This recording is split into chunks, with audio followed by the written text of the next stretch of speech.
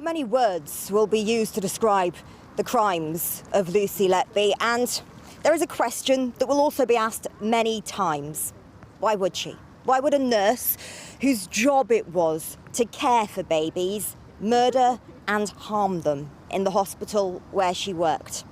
There is a reality, I think, that we may never really know the answer to that. I was in court as Lucy Letby gave evidence. She didn't give us an answer. She said all of this was a conspiracy against her, that she did nothing wrong.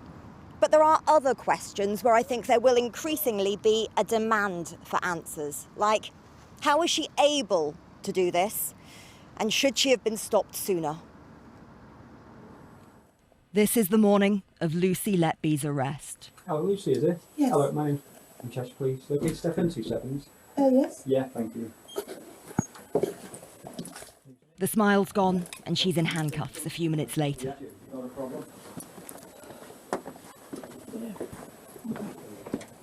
A nurse who murdered babies, Lucy Letby has always denied and never explained. I'm just going to put you in the back seat over here. Now guilty of using her job to kill again and again. Just take a seat in there for me, Lucy. I'll move that seat forward a bit. Yeah, I've just had knee surgery. Oh, right, OK. Lucy Letby was entrusted to protect some of the most vulnerable babies. In her hands, innocuous substances like air, milk, or medication like insulin would become lethal. She perverted her learning and weaponized her craft to inflict harm, grief, and death. How would you describe the crimes of Lucy Letby? Horrible, horrific and evil. We're talking about tiny babies in a setting where they should have been really safe. That setting was the neonatal unit where Lucy Letby worked. Her victims were the very definition of defenceless. I said, oh my God, what happened? And the doctor was giving compressions to baby M. I was just praying to God saying, what has happened to my child? I saw doctors around the trolley and they're just pumping his heart like a rag doll, really. The image that I saw was just horrendous. That image I'll never forget because it's on the brain. Their words have been revoiced because, like all the families in this case, a court order gives these parents anonymity. Their twin boys, known as babies L and M, were just a day old when Lucy Letby tried to kill them. They both survived, but it took almost 30 minutes to restart baby M's heart. Experts say the crash was likely caused by air being injected into his bloodstream. His brother was poisoned with insulin, though their parents weren't told that for 2 years. We didn't know anything even afterwards until the police came knocking. She was very cool, calm, calculated, and a criminal-minded lady. Just an evil person. If they'd acted upon the initial suspicions, it would have prevented multiple deaths, really. There's no way she should have been able to get away with it for so long. One of those raising concerns at the hospital was Dr. John Gibbs. We paediatricians were certainly concerned that someone, and suspicions fell on Lucy Letby, could have been harming and perhaps killing patients on the unit. If they just listened to us hospital paediatricians, I think the police would have been called in a lot earlier. Before he retired, Dr. Gibbs worked with Lucy Letby. They're next to each other in a fundraising photo from 2015. That same year, suspicions began, when the neonatal death rate doubled and doctors noticed a common factor: Lucy Letby. Hospital managers were told and meetings were held, but until the following summer, the nurse was still working on the neonatal unit. Those events in the summer of 2016, in particular, 2 deaths on consecutive days. What was it like being there? It was a worrying time because suspicions and concerns had been growing. And then in June 2016, there were several deaths in very quick succession. We were expecting them to go home, and suddenly, one after another, they died. And that really worried us. And at that point, we felt something drastic had to be done to protect the babies on the unit. Those events have been described as a tipping point. The two babies who died one day after another were identical triplets, and Dr. Gibbs and the other consultants could find no medical reason for what happened. So after months raising their concerns, they now insisted on Lucy Letby's removal from the neonatal unit. She was shifted into an office job in the patient safety department. But 11 more months went by before hospital managers called in the police. During those months, senior managers repeatedly tried to move Lucy Letby back to the neonatal unit. Dr. Gibbs and the other paediatricians kept refusing and saying police should be involved. Why did it then take so long for the police to be called in? Well, I think there was resistance on the senior management side to involving the police, but I don't know quite why, and really the senior managers ought to be asked. Why wait to tell police is just one of the serious questions, but as of yet, the Countess of Chester Hospital has not given answers. Instead, a video statement was recorded after the verdicts. We are extremely sorry that these crimes were committed at our hospital. Since Lucy Letby worked at our hospital, we have made significant changes to our services. And I want to provide reassurance to every patient that may access our services that they can have confidence in the care that they will receive. Finally, and most importantly, our thoughts are with all the families and loved ones at this very difficult time. Thank you. Dr. Scott, I have to ask, why did hospital managers try to stop Lucy Letby from being investigated?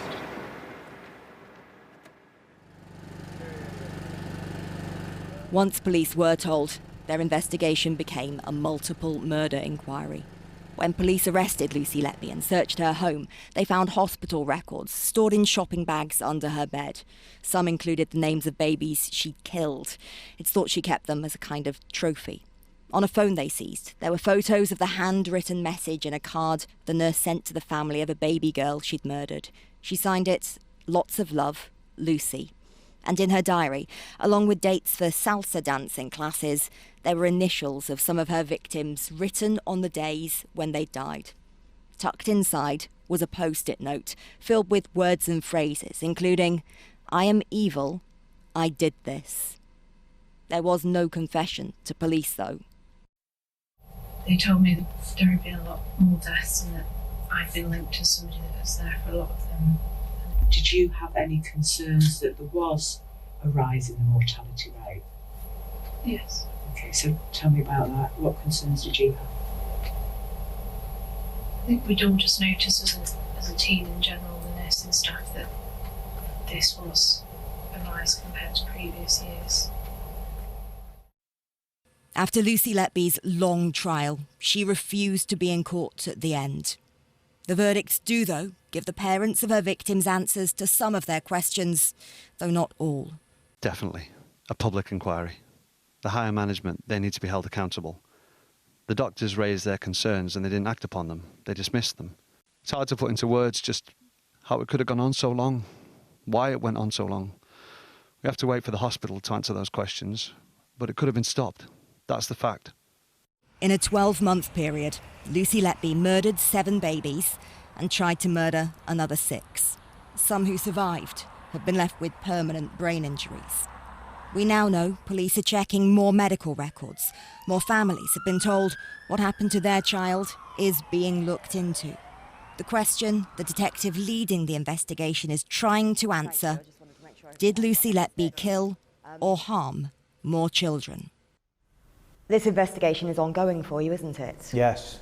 So, yes, it is.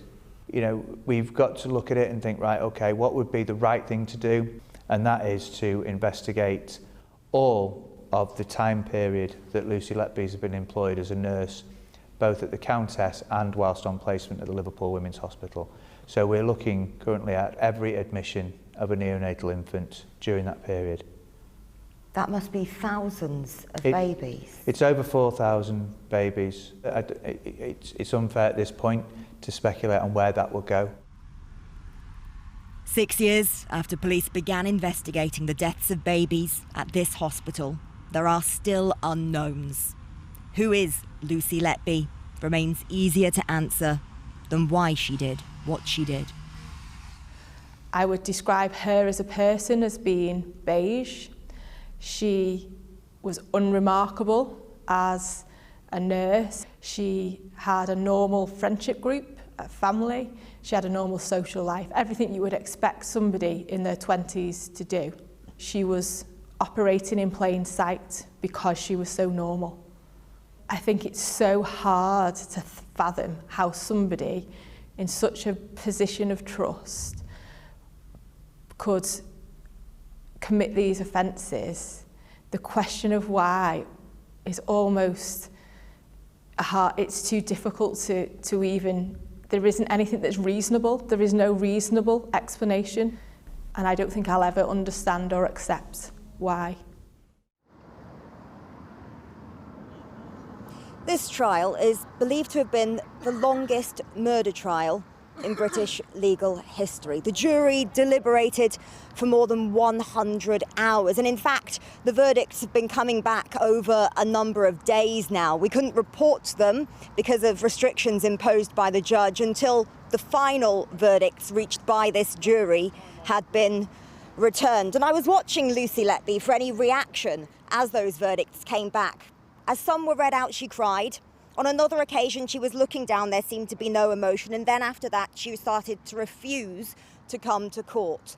We heard from one of the parents in my report there saying that there does need to be a public inquiry. An inquiry has been announced today, but not a public inquiry, meaning it wouldn't have the same legal powers. It couldn't compel witnesses to give evidence, and some do see that as a problem in terms of both answers and accountability. Claire Fallon. Well, by the time police were called in by the hospital, senior doctors had been raising concerns for well over a year, and there had been several reviews into what they were calling a cluster of deaths. By the end of June 2015, an association between Lucy Letby and the death of 3 babies had been identified. Soon after, that link was raised in a meeting with the hospital executive. In February 2016, a specialist from another hospital was brought in to carry out a review.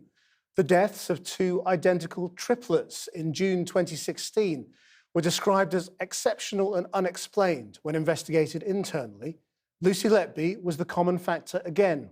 She was moved to a desk job. And the neonatal unit was downgraded, meaning they no longer cared for the most at-risk babies. The hospital ordered 2 more independent reviews before finally police were asked to investigate in May 2017. Well, ministers have ordered an independent inquiry into the circumstances behind Letby's crimes, including the way concerns were raised by hospital staff were handled. This is one of the really shocking things that happened is, as you say, that doctors repeatedly raised their concerns, and that didn't lead to the action being taken that you would have expected. This is one of the things that clearly the inquiry, I think, should look into. Well, the City of Chester MP, Samantha Dixon, joins me now. Each one of these deaths was treated as a tragedy at the time, and they would have had a terrible impact at the time that they happened. What do you think will now be the impact as the community realises that these weren't just tragedies, these were deliberate murders from a serial killer? I think they would share the grief of the families that are involved. I think that the decision to harm a child is one of the most depraved acts that somebody can commit, and to actually kill a child is unimaginable. And I think that most people in this city will actually be standing alongside these families in their grief and their sorrow. And I'm sure that will be nationwide, but what people have also discovered today is the background to this and what happened as doctors tried to raise the alarm with the hospital management. What do you make of what you've heard today, and what do you think the people who are supposed to be served by that hospital will think? Well, as soon as the verdicts came in this afternoon, I wrote to the Secretary of State, Steve Barclay, and requested a full independent and public inquiry into the circumstances around Letby's crimes. I'm pleased that he's replied to me. He's issued a statement saying that there will be an inquiry and that it will be quick and it will be flexible. I do think, however, that wider questions have emerged today from staff who were involved at the time about the response of the organisation that need to be addressed, and I think a full public inquiry is the way to do that. So you want this inquiry to be upgraded, do you, to a statutory public inquiry with the ability to compel witnesses to come forward and to give evidence on oath? I think everybody needs the answers, and I think if that's the way forward, then that's what we'll need. I have written back to the Health Secretary to ask him why the decision has been taken to make it a non-statutory inquiry, and I wait to hear what the rationale is behind that decision. But I really do feel that the community here in Chester and more widely across the country want to hear answers and want to understand why these circumstances were allowed to take place. Do you think that statement today and the failure to answer any questions by the hospital was acceptable? Was it adequate? I think that there are wider questions. I think an inquiry is the way to deal with them. I think that there are many questions that have arisen as the aftermath of the verdict has come forward. I think it needs to be dealt with quickly, and I think that the organisation is going to have a lot of answers to provide to the wider community, and actually the NHS as a whole needs to consider its response to these heinous crimes. Because the trouble is, of course, there have been killers in hospitals before, in the health service before, and there have been inquiries, and each case is slightly different, and so the actions after those inquiries perhaps haven't quite caught the next one. I mean, how do you think you can actually take the steps needed now, after this particularly shocking set of crimes, to tackle this and to stop it happening again? Do you think that's possible? I hope so. I mean, I really do, for the community that I represent who is served by this local hospital. I think anybody living in this city, living in this wider community, needs to know that this hospital is a safe place for them to be treated in. And I think that a full public inquiry that's held independently can establish that for the residents that I represent. And just finally, do you have confidence in that hospital right now? Do you think people can be confident in going there and feeling safe? I think that the clinical staff who acted in the way that they did and have described how they took forward the suspicions that they had should give people confidence that there are staff in that hospital working hard and in the best interests of the patients that they serve, day in, day out. Samantha Dixon, thank you very much. Matt. Well, speaking outside court today, Cheshire Constabulary paid tribute to the exceptional strength shown by families during the investigation and read a statement on their behalf. This has been a long and emotional journey for all of the families involved in this case. I speak on behalf of the entire prosecution team when I say that all of their babies will forever be in our hearts. I would like to thank all of the families in this case for their exceptional resilience and strength throughout this entire investigation. Their composure and their dignity during this trial has been truly overwhelming. I cannot begin to imagine how the families in this case feel today. I just hope that today's verdicts bring all of them some peace of mind for the future, and that we have answered some of the questions that they were looking for. Words cannot effectively explain how we are feeling at this moment in time. We are quite simply stunned. To lose a baby is a heartbreaking experience that no parent should ever have to go through. But to lose a baby, or to have a baby harmed in these particular circumstances, is unimaginable. Over the past 7 to 8 years, we've had to go through a long, torturous and emotional journey. From losing our precious newborns and grieving their loss, seeing our children who survived, some of whom are still suffering today, to being told years later that their death or collapse might be suspicious. Nothing can prepare you for that news. Today, justice has been served, and a nurse who should have been caring for our babies has been found guilty of harming them. But this justice will not take away from the extreme hurt, anger and distress that we've all had to experience. Some families did not receive the verdict that they expected, and therefore it is a bittersweet result. We are heartbroken, devastated, angry and feel numb. We may never truly know why this happened.